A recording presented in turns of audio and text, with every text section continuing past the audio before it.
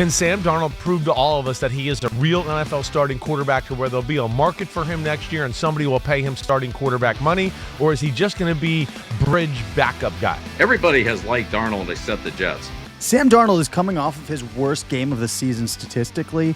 In fact, that was Darnold's first 2-interception game since January 8th of the 2022 season in Sam's last game with the Panthers. With the Vikings still pulling off the win, and with Darnold's MVP and Super Bowl aspirations still very much intact, as the Vikings are sitting at 6-2 and second place in an extremely competitive NFC North division, I think now's a good time to explore what the Vikings should do about Sam Darnold and what his future is looking like. Before we get to that, please remember to like and subscribe to help the channel grow, and make sure you turn on those notifications so that you don't miss an upload. I'm just going to get to the point, guys. Sam Darnold can be a long-term starter. Sam Darnold can get a team to a Super Bowl. I know he had a bad start to his career with the Jets and the Panthers, but name one quarterback that's looked good on either of those teams in the last 5 years. I'll wait.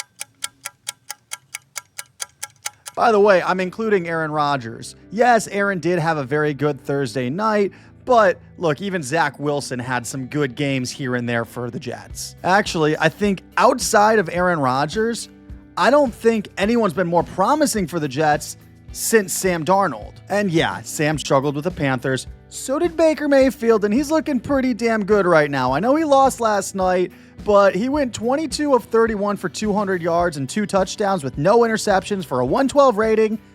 So I wouldn't say Baker was the problem. When it comes to Sam Darnold, I think the Vikings are in a very fascinating but tough position. You obviously know this already, but in case you don't, the Vikings used their first-round pick on JJ McCarthy in this past NFL draft, and McCarthy was the presumptive future of the franchise. Unfortunately, McCarthy suffered a knee injury in the preseason and had to undergo season-ending surgery after a great preseason performance against the Raiders. I'm pretty sure Kevin O'Connell's original plan for McCarthy was that Sam Darnold would start the year, and then when Sam inevitably got cold, he'd ease McCarthy in, similar to what the Patriots did with Jacoby Brissett and Drake May.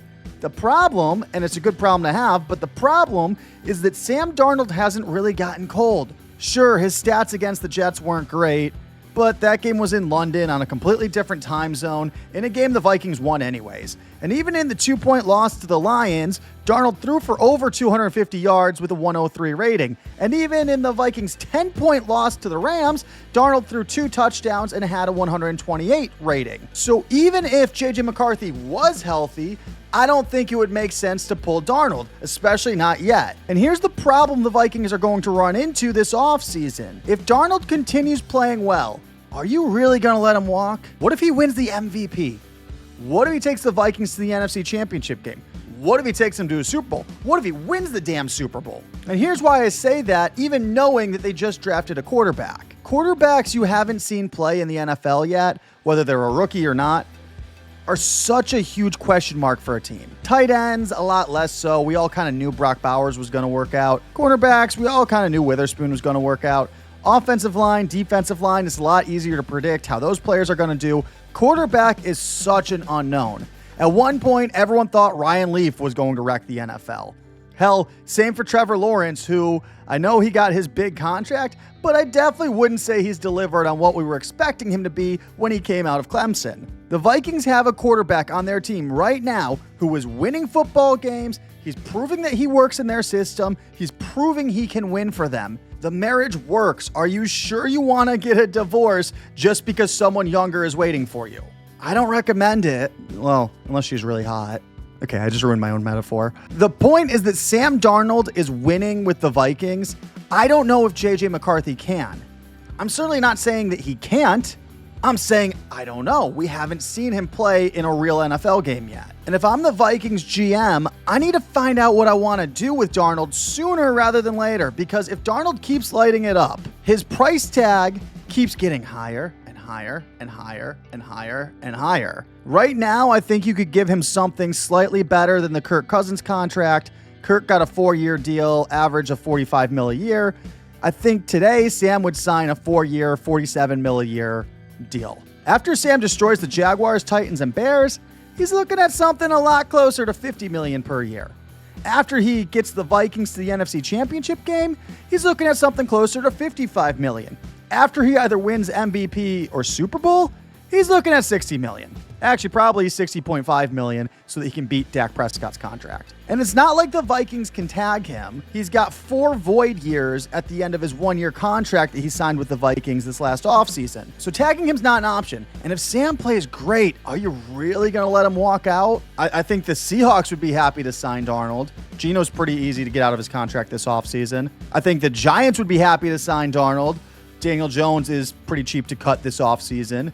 The Raiders need a quarterback. The Steelers don't have a quarterback signed next year, so if they don't extend Fields or Wilson, I kind of get the feeling they're going to extend Wilson, but if they don't extend either of them, Steelers will be in need of a quarterback this offseason. The Browns need a quarterback, but they can't afford Sam Darnold. The Jets need a quarterback if Aaron Rodgers retires, but I don't think Sam would ever go back there. Bottom line, the Vikings need to wise up and lock down the gem they have in Sam Darnold and don't let him walk out the door or go win a Super Bowl for another team. And if the Vikings do get smart and do extend Darnold, then they can trade McCarthy in the offseason. All of the other teams I just named, the Seahawks, Giants, and Raiders, would potentially be open to trading for JJ. And the teams that I just disqualified for Darnold might actually make sense too. Like, the Browns don't have any money because they're stuck with a terrible creep named Deshaun Watson for the next 2 years. So they could definitely use someone like JJ McCarthy on a rookie contract that would only cost them under $2 million per year. The Jets could use someone like JJ McCarthy because even if Rodgers doesn't retire this offseason, his contract only runs through 2025. So JJ could sit behind Aaron for a year. He could learn under him before taking the reins in 2026. Bottom line, the longer the Vikings wait to extend Sam Darnold, the more expensive it gets, and the more open he becomes to testing the free agent market. You just let Kirk Cousins go out on the market, and he found a new home right away, no problem. And he's doing pretty damn well in Atlanta right now. Actually, he has just as many touchdowns as Sam Darnold, just as many interceptions as Sam Darnold, with one more game played.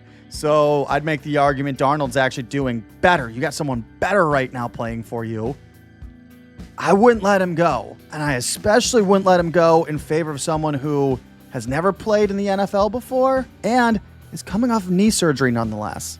I'm Seattle Mike on the mic. Please remember to like and subscribe. I'll catch you guys next time. Later. All right, here are the fastest NFL picks.